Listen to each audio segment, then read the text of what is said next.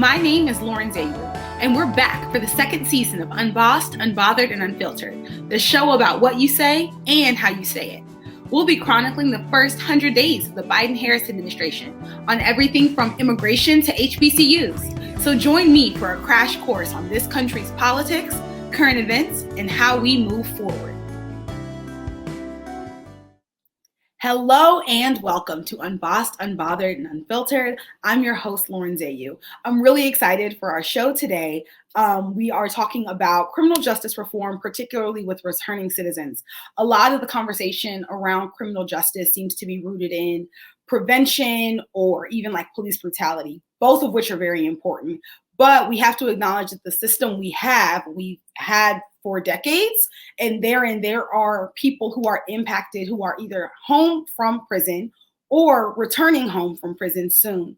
And our guest today has had an upfront view of that in the work that she does with Voices for a Second Chance, which is an organization in Washington, D.C. that works with returning citizens with everything from case management to support groups to the host of other things that people need in order to thrive.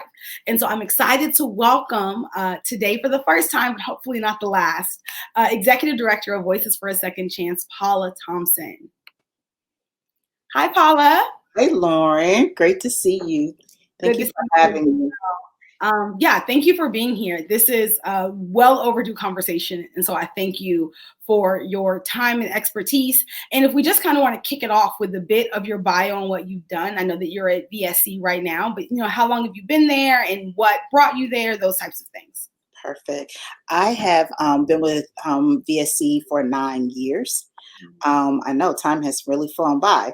And what brought me here, I was in the nonprofit space for probably about 10 years before that, just working in various ways. And just a quick bit, my background is public policy. And so I've always been active in social justice issues and mass incarceration, or the overrepresentation of people of color, and specifically African Americans in the criminal justice system, has been work that I've done throughout my career.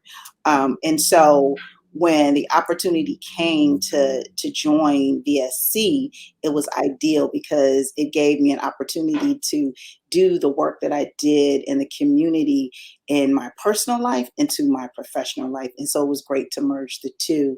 And that's what brought me back, is just my passion for the issue. Your passion for the issue is abundantly clear, and the work that you do is really important in that. And so to kind of frame this conversation, I want to start with the work that VSC does, but also the greatest need that clients have when they come to see you. What does that look like kind of in like the day-to-day realm? Yeah, great. So VSC has been around for 50 years, over 50 years, actually. I think because we're entering our 52nd year this year.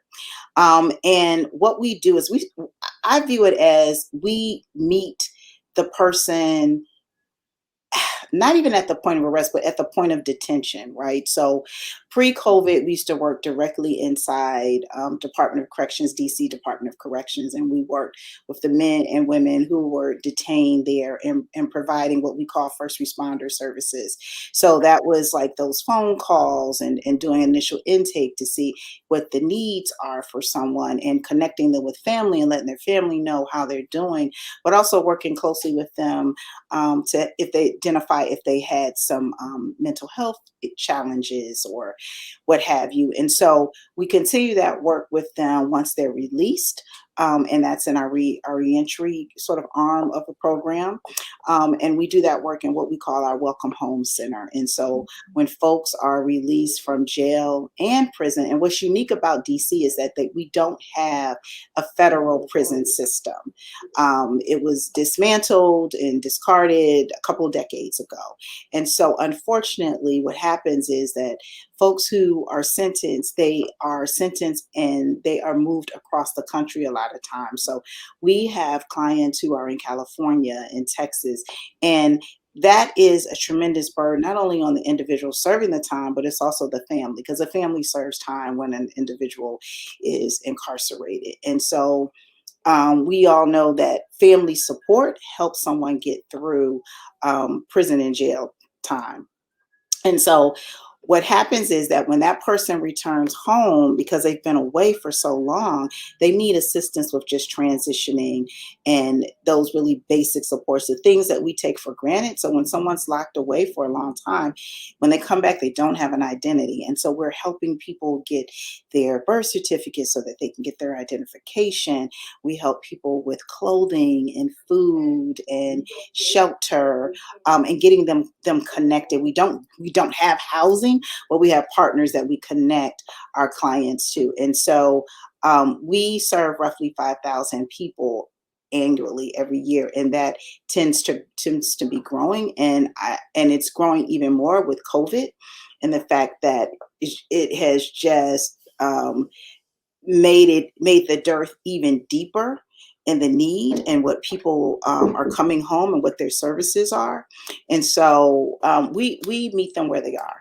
So when they come home, VSC is there to meet them. We are, literally are taking them by the hand and helping them get the critical needs that are necessary for them to start the new life home. I appreciate your saying that because it's one, the families are such a crucial part to returning home, right? That's what you hear from people who are incarcerated. That's what they miss the most. That's what they're looking forward to. That's what they want to be a part of, and also acknowledging the mental and emotional component to serving time. That when you come home, you need to be surrounded by people who care about you. And so, if you could go into some of the things that VSC does in particular to address that part of it. Absolutely. Yeah, we're unique in that sense.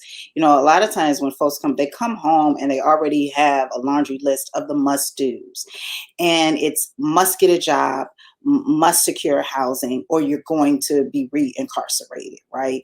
And what we know and what we have identified is that when people come home, oftentimes they're suffering from PTSD. Like that, it is a post-traumatic syndrome. It's post-incarceration, right? And so they have been mentally traumatized by the experience.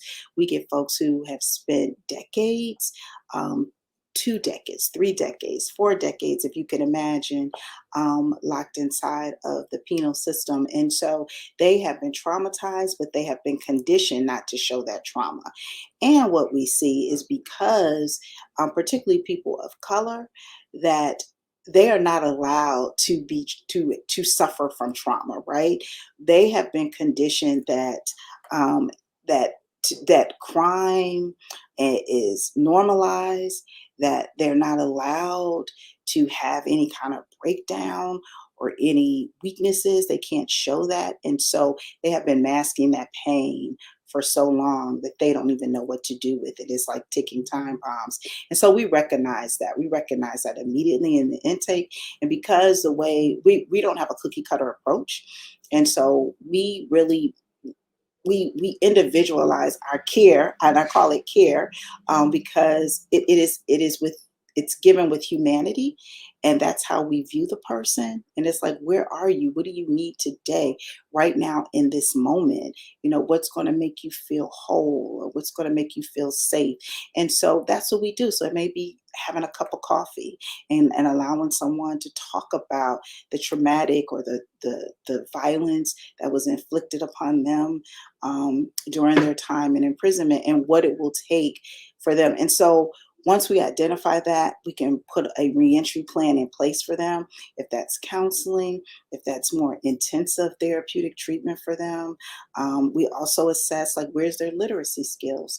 A lot of times the folks are they originated from communities that are already under-resourced, and they come from schools where they're undereducated, and the education is subpar at best. And so they go into a system that is not providing any kind of literacy help for them. And so they can't read, they can't write. And so we connect them with services so that they meet them where they are, and they can help them with their literacy skills to help improve them. So then they have a sense of their self-esteem, raises up, because now I can read. Now I have a skill. Now I can apply myself. I can create a resume, or I can apply for a job, right? And so those kind of things is where we meet them where they are. And then we also help them with their public assistance benefits because they're coming home, they have nothing.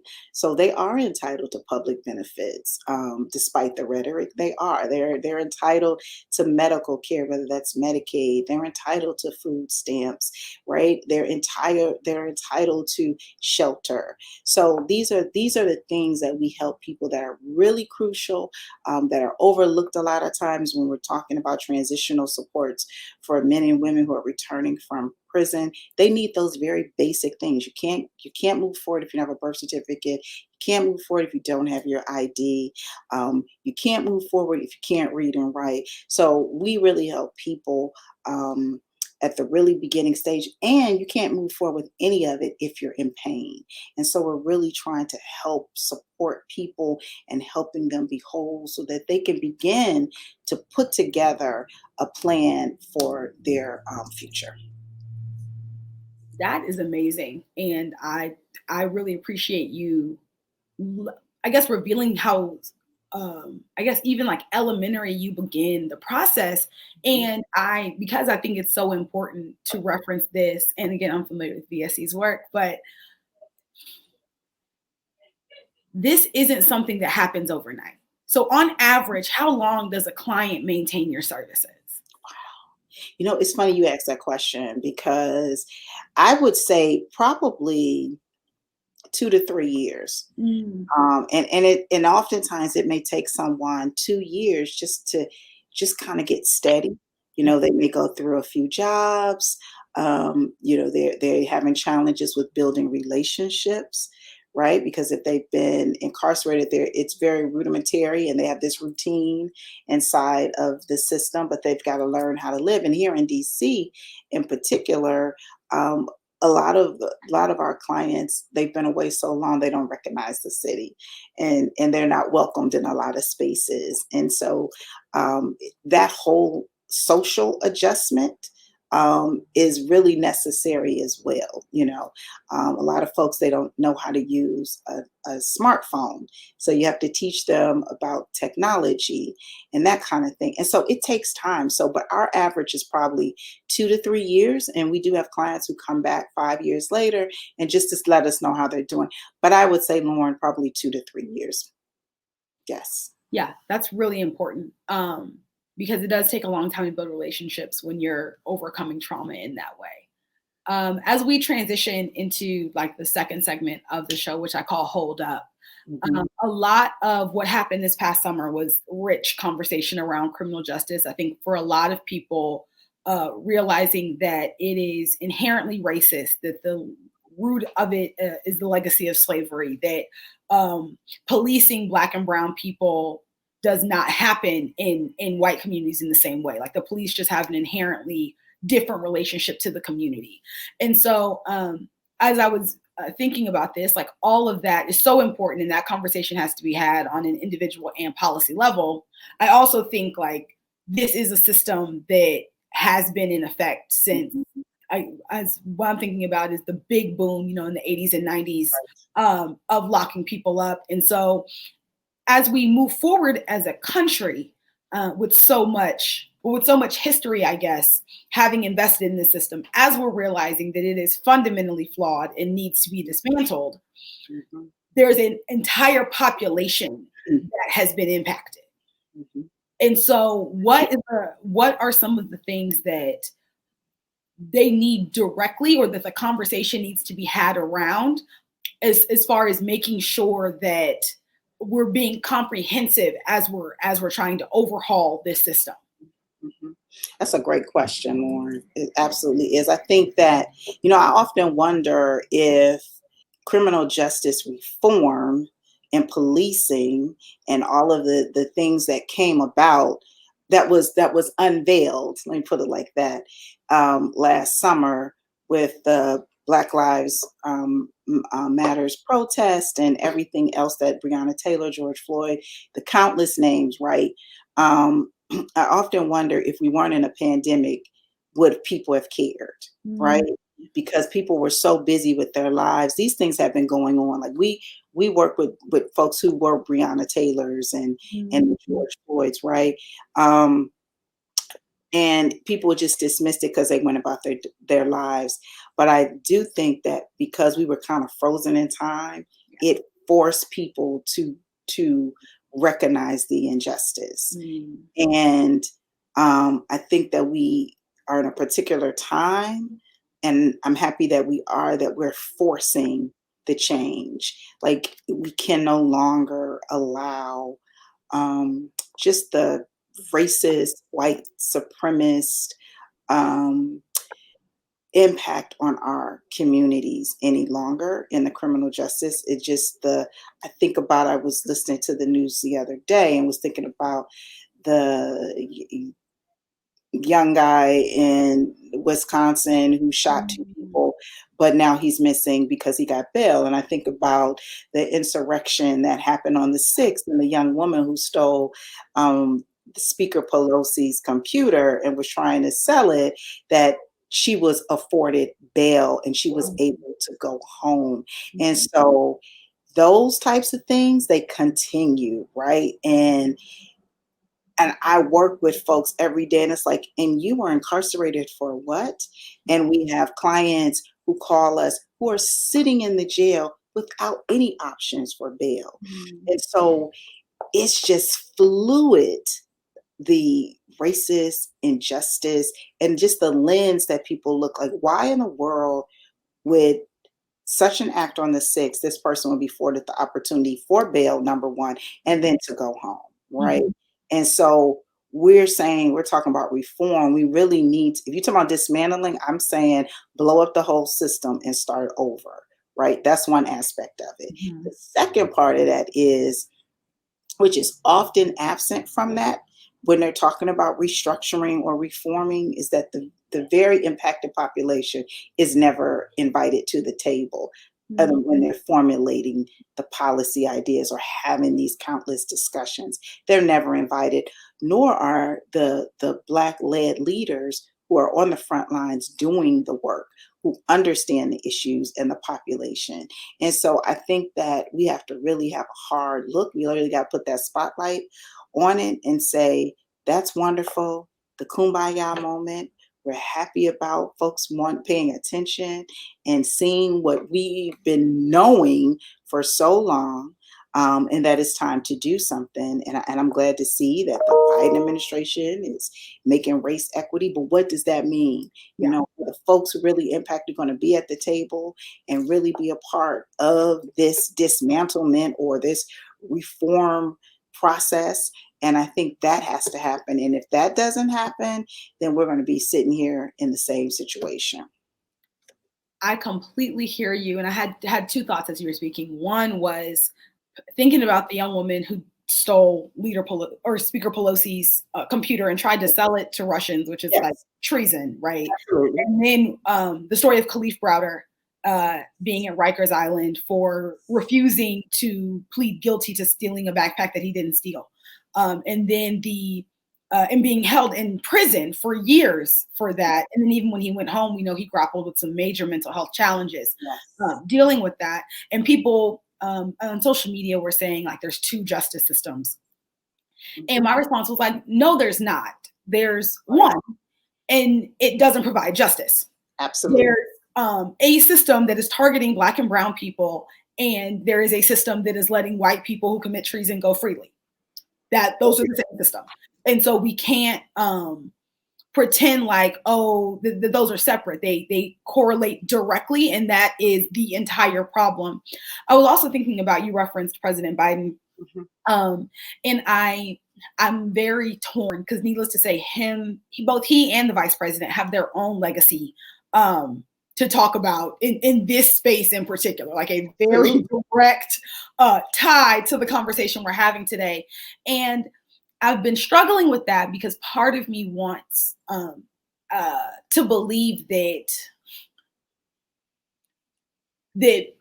I guess here's what I would love to see ideally. I think in order for major change to happen, you have to acknowledge your role in it. And I think as a society, we have to allow room for that. So when we acknowledge that like there is a societal issue and that there is a system that is not just broken, but I guess we have a system that is Shattered. yeah, it's awful, just an unhelpful system. Yeah. um, there's a way to say like everyone is indicted, even if there are key players. And so I'm concerned about both the vice president and president not being able to engage because of the ways that they have played roles themselves. And so I want there to be room to say, hey, I was there, I was involved, or even, hey, I was there and I helped it happen. Mm-hmm. And I know that it's wrong and we have to take it down now. And I'm really hoping that that level of nuance is being had policy-wise and conversation-wise, and it's not the binary that I feel like politicians often feel backed into of either denying something is a problem or doubling down on it. Mm-hmm. Because I do think that like there's if the system is guilty and therein like we have to dismantle it. But I do also believe that, I guess for lack of a better phrase, you are not the worst thing you've ever done. That's right. And so particularly when you're in power, you get the option to correct this narrative. Mm-hmm. And so I'm really hoping that both President Biden and Vice President Harris take that opportunity and don't feel like they are cornered by their legacy on that. Mm-hmm. That was so well said. I mean, that's I agree with you absolutely, Lauren, because I think what in another life I was in, I saw at an up close seat on the crime bill, right? Mm-hmm.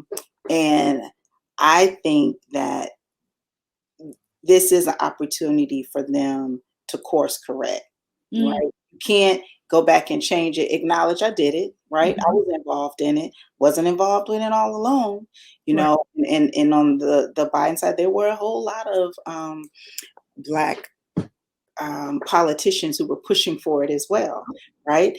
And so I think that this is a time for him to redeem himself and a time for now Vice President Harris to redeem herself and her record, because what I think happens a lot of times is that we're so ceremonial, right? We're so happy with, we have this new administration and, the ceremonial of having a woman of color vice president, and that's wonderful and all. And, now it's time to do the work, and we have to have a solid ask. We have to have a solid ask and a solid demand about what we want to see in it. And just like a lot of other special populations, they go ready and armed with, this is what I want. We know what you did in the past that didn't represent our interests. That's fine. But let me tell you how you can fix it. And I think that we have to demand that kind of, I think, redemption from them. I think we have, when people say you have nothing to lose, we have a whole lot to lose, and we've already lost a lot. And so making a real solid demand for our people who are dying, who, COVID shows us that, right? Even in the midst of a pandemic, how is it that we're leading death?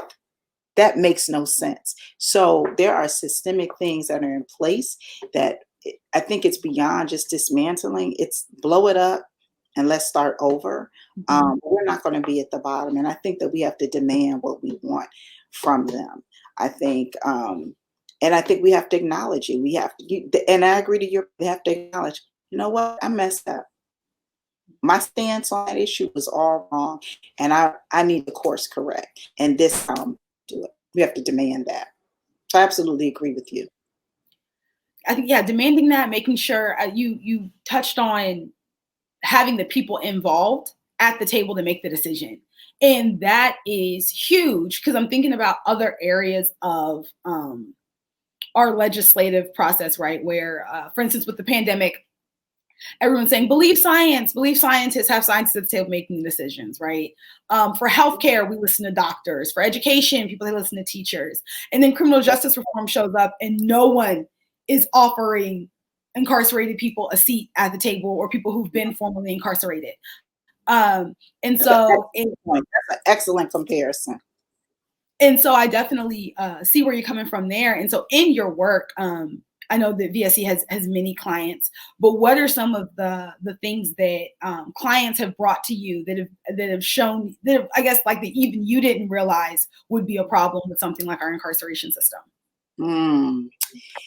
Yeah, I think particularly those who are coming home after decades, Mm-hmm. that they were given absolutely no supports, Mm-hmm. and that they were a lot of times they were victimized. They didn't have a voice, particularly because it's almost because DC is treated like a colony or a territory, that they go to these other states and they don't have any, they don't even have state rights because they're coming from a territory. And Mm-hmm. yeah, and I don't, and that was something moving into this work that I didn't realize, that I hadn't even thought about it in that way. Like, gosh, you don't have representation, Right. right? And you're already treated as chattel, but now what's less than that? Because now you're not identified to anything. You can go to California, but you're not treated like a California resident, Yeah. right? And so that was something that was interesting because they're also sentenced harsher because there isn't a state, because they don't, where there isn't a parole board. Mm-hmm. They are under like federal code a lot of time, and so their sentencing is harsher. And so that was something that was brought to my attention. Um, that's tough. Yeah. On top of everything else as it relates to mass incarceration, and you just have no rights in the system. So that was something that was brought to my attention, and on how, especially right now with a lot of the folks, especially the men who are being released after, they say early, but after 25 years, and say they went in as a teenager, um, that they still have to be on, they still serve parole. You know what I mean? They may get parole, but they're still on probation. And so they're still confined. And that's difficult.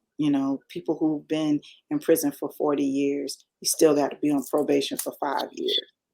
So it's like, at what point do they get a chance to really rebuild? Right. Because you're still under the confines of restricted, um, under the government. And so that piece is very difficult. That's a challenge. I definitely hear you there, and I want to stay there for a second because one of the first things that I learned when I went to a VSC event years ago now was about the fact that parole and probation cost money. Yes. That was something that never occurred to me. And so if you could talk a little bit about DC in particular and how the halfway house situation, travel and logistics wise, and then also the expenses that are associated. Yes, absolutely. And so in DC right now, they're in limbo of a halfway house. The contract has been awarded. The facility is being built or rehabbed. And so it's going to be some time before our residents will be able to move there. Okay, so that is a positive, as much as you can think of it being a positive, right? But at least folks can come home and they can actually be closer to their family until they're totally out of the system, because people confuse halfway house is still prison. You're still incarcerated. You're just in a different location. And so with that, because they're under the federal system as far as parole, they tend to have longer sentences, harsher sentences, and then they tend to stay on probation a lot longer. And when they go to the halfway house, they have to, I think, and I'll get the correct, but I think it's 20% they have to pay for their restitution to stay in the halfway house. So even when they get a job, they have to pay a portion of it for their job, to stay there. Yeah. And it's a lot upon people who are inherently limited in their options, physically, work wise, and so to have that type of payment off the bat inherently, like, so you start out in the hole. Absolutely. And then with what you were saying earlier about like acquiring job skills. So like if I'm in the process of like learning to read and trying to get a job and like, but that doesn't require me to use those skills as I build those skills, like all of that is so much when you're also like recovering from the trauma of being incarcerated. Like that's just it's even interesting to talk about prison now because I know that that was something that with us being quarantined, even with all of our like you have access to everything from your home and it's still overwhelming to feel like you are in a caged in space that you have created for yourself, right? Like those are people spend thousands of dollars making sure their homes are comfortable.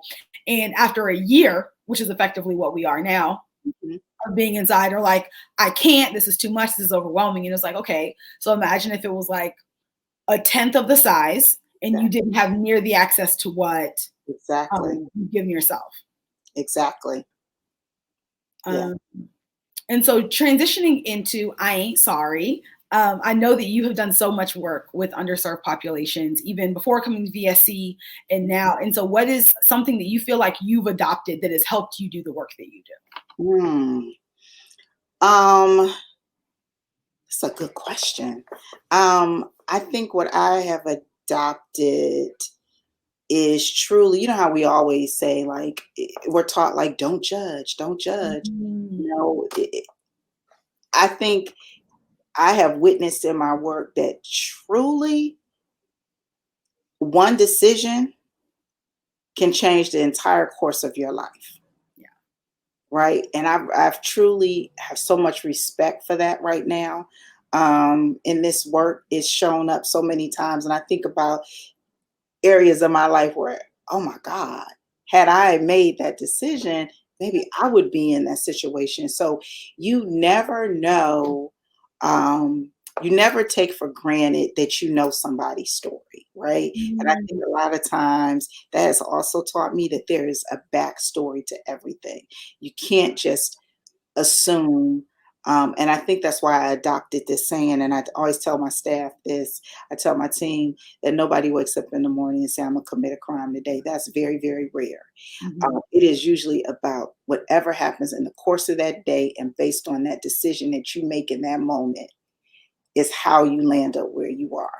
And I think that's attributable to everything. And that is something that is so like my own personal mantra that I have developed in this work just from my experience of listening and working with clients that is so true to form.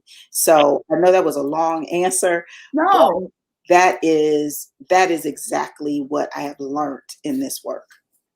And I think it's important to know that if for no other reason than like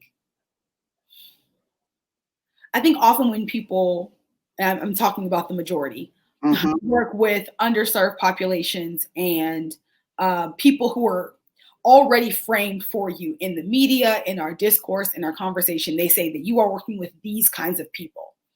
It is so easy to show up and project all of what you already think onto them.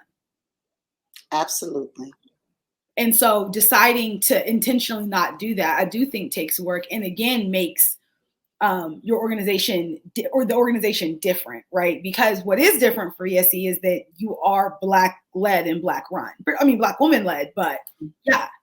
And so, how have you, in your, I know you and I had a conversation about you attending conferences, you know, that are allegedly supporting criminal justice work and like not being offered the same resources. Can you talk about that a little bit? Absolutely. Um, it's an unfortunate circumstance. It's something that's in this work all the time. Just like when we talk about who should be at the table, what I see oftentimes are white-led organizations or white think tanks who are writing about us without Mm. consulting with us, without engaging with us, and that is an issue in this work. And as the focus and the spotlight has illuminated around criminal justice and criminal justice reform, oftentimes it is not Black folks who are leading those conversations. They are white folks and others who are telling us what it is that we need without ever having a conversation, without ever working in the communities where the populations are living and existing. And I'm not going to say thriving or surviving, because a lot of times that's not the case. And if they knew that, if they what they would be presenting and reporting as truth about our story would look a lot different. And so I am often in spaces where it's just me, and I'm the only one carrying the message, or it's me and maybe a couple others. And so there is intentionality around that. There's a patriarchal view around that, and a white supremacist view around that. I think, whether it is subconscious or unconscious, that it's not it's not law, or it's not truth unless it has been sanctioned by someone other than a Black person or a Black leader.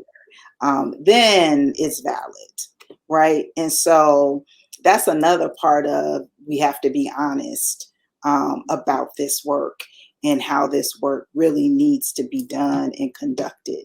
And so that is a huge issue. It's a huge issue from leadership. It's a huge issue from funding and how resources are allocated.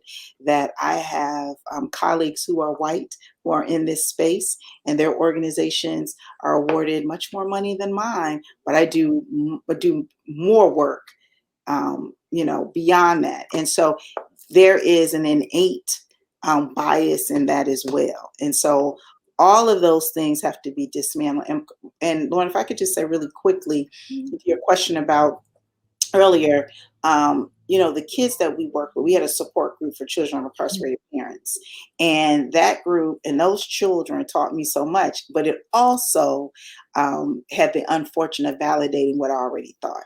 So what a lot of times these kids are being labeled as being hard to control, having behavior issues, but never did anyone stop to think what's going on with that child. They didn't take the chance. But fortunately, at that school, they had a mental health team and administrator who cared enough to ask those questions, and found out they had an incarcerated parent or loved one or someone who stood in the important place in their life of influence. And what that showed, that in the group, they had camaraderie, they had built relationship, because now you have another partner, another classmate who has that same little secret as I do, that space. And it goes back to an earlier point that these kids were never looked at being human and having human emotions. They were only looked at in a criminal way, or in something, and behavioral issues that were negative, but not the fact that these kids are grieving. They're grieving the loss of a parent that is absent from their life. These kids can't do their homework because they're hungry and they're traumatized by this experience. So they should be afforded the same social supports as their white counterparts across town, who are going through some emotional breakdown or something. And so it all goes back to, do you know the backstory? Has someone taken the time to learn the backstory of these kids earlier, then maybe you could have come in and tried to help them, and help the parent before the parent got to a stage where they committed a crime that landed them incarcerated. So it's sort of a spiraling, it intersects. It's an issue that has a lot of tentacles to it. It's not just about the mass incarceration.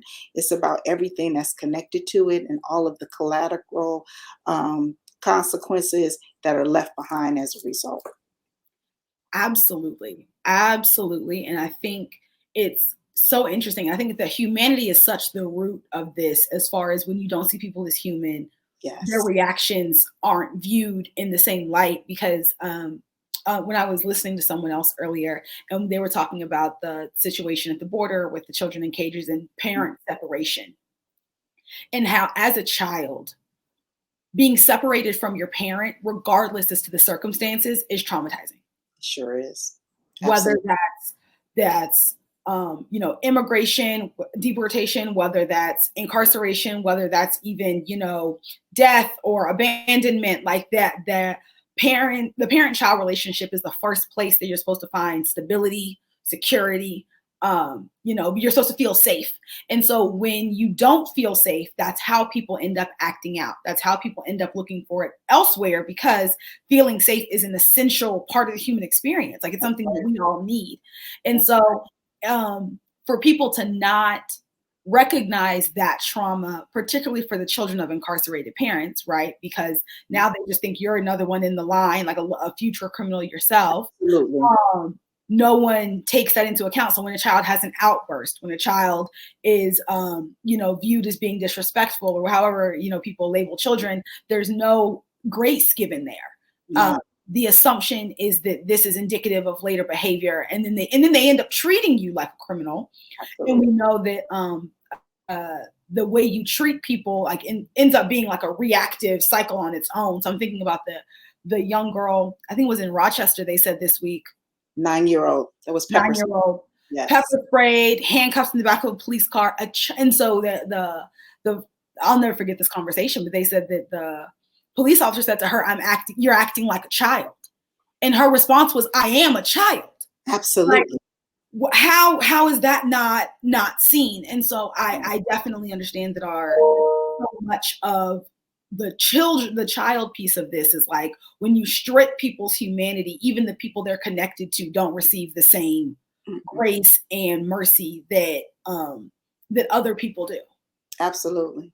I mean, you summed it up, Lauren. You summed it up. And I think that's why we're in the situation we're in, is because we were never looked at as being human. And so the humanity and the grace is not afforded to us because we were never viewed from that same lens. And that's something that I think America has to reconcile with. And that's what's behind a lot of these systemic policies that impact us more harshly than any other group of people. And so that we got a long way to go. We got a lot of work to do. We have a lot of work to do, but we got to be honest about it. And that's a lot of it. That's a lot of it. I agree. And as we approach our final segment, about titled Drunken Love, I'll go first as far I love these titles, Lauren. Thank you. But what I kind of want to talk about is the fact that we do have a long way to go. And I don't, however, I don't want, so here's what I don't want to sound like. I don't want it to sound like I'm not incredibly grateful, right, that President Biden has shown up and moves with the urgency that he's moved in so many spaces. That is very much important. I want to particularly highlight his, ending the contract with private prisons on the federal level. I know that there's conversation about how many of those there actually are, but even I think from a symbolic gesture, I think it's important to say that we don't support this. Also, I don't know if he's done it yet, but I imagine rescinding the federal death penalty as like the previous administration murdered 13 people on their way out of office, and that's egregious and unacceptable. And so I'm not at all the girl who's going to say that both sides are equal and that that's not what I'm saying. But I will acknowledge that even the previous administration did not inherit a neutral, right? Like, we were already undercounted. And then, yes, they took us back even further. But that is why I think President Biden has to move with the urgency to even get us to neutral and then to better. I'm reminded of Malcolm X's quote about an enemy sticking a knife in your back 12 inches and pulling it out to 9 inches versus 6 inches. Like, no, we got to get it all the way out before we can have a conversation about healing. And so that's what I want people to remember, that like, as activists and advocates continue to champion for more and continue to advocate for more, it's not that I'm saying what you're doing isn't good. I'm just saying that there is so much to be done that we cannot afford. We don't have the luxury of patting ourselves on the back upon completing anything, honestly. Right. Are my thoughts. And do you have any final thoughts you would like to share with us? No, I think this was such a great conversation, absolutely unfiltered. Um, I appreciate that. But I think that we've got to move with urgency right now in this time.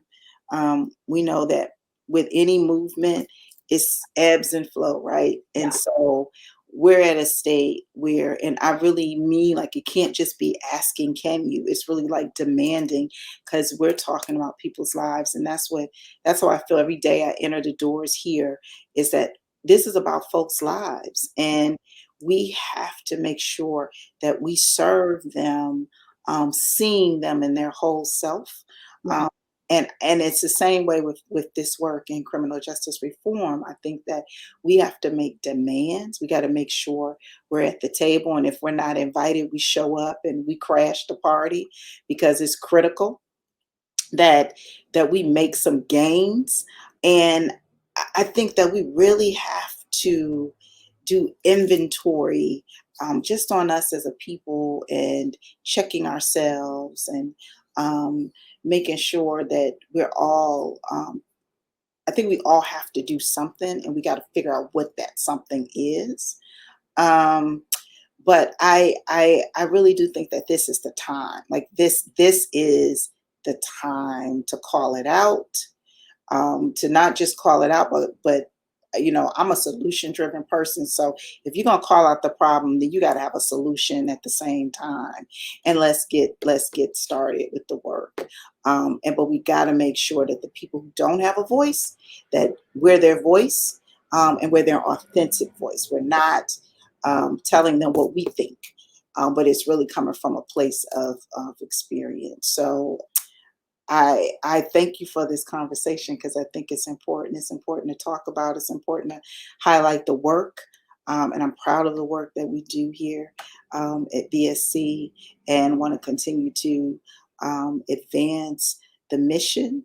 And one day hope we go out of business, so that there won't be any more Black and brown people that who are in shackles and imprisoned, not just their bodies, but their mind. Because if you're imprisoned, limits your growth and your capacity. And so we're losing whole generations due to mass incarceration. And we got to figure a way out of this.